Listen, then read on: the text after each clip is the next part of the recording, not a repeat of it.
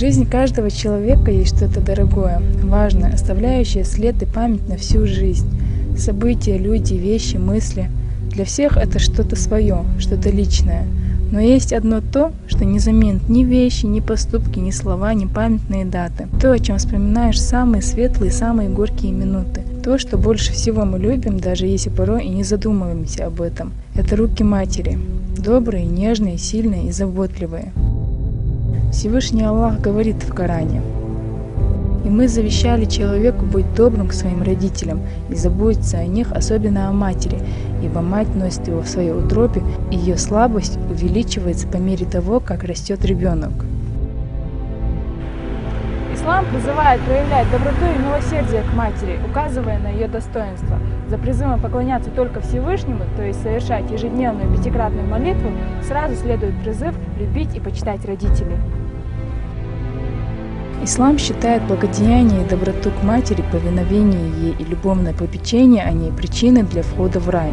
Поскольку женщина в большинстве случаев слабее мужчины, ислам предпочел мать отцу, призывая оказать ей больше благодеяния, доброты, сострадания и любезности, чтобы гарантировать ее права.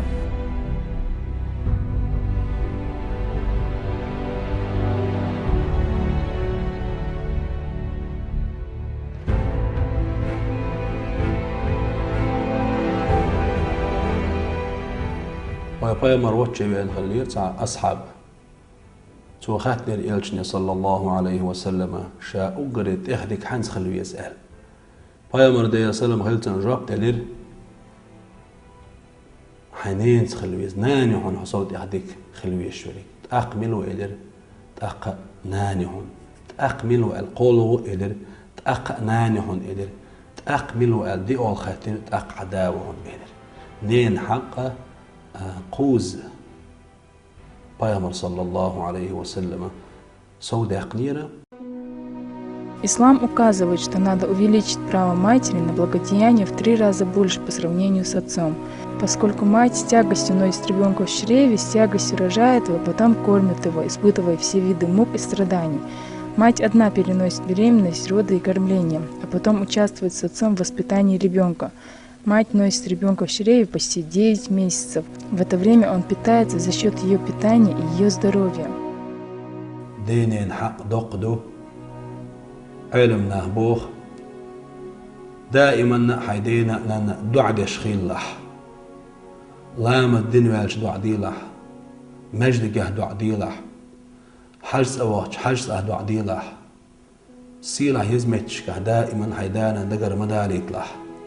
سجودي حوقت لام زحتك حيدانا ديلي دوش دعديلح دي نينا حق حص اقوش تنوير واتسون ويل دعوالز ايديلي ديخشي داس ناس حقي وش حق للقه تنحق حقوش تنوير واتر بوه تنديل دائما دينا نانا دعدش خلو يزق ديكل وشو ديوزل هو.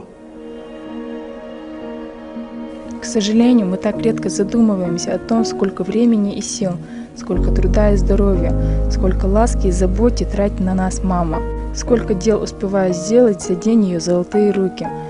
А ведь столько всего на ее хрупких плечах, все тяготы жизни, которую она пропускает через себя.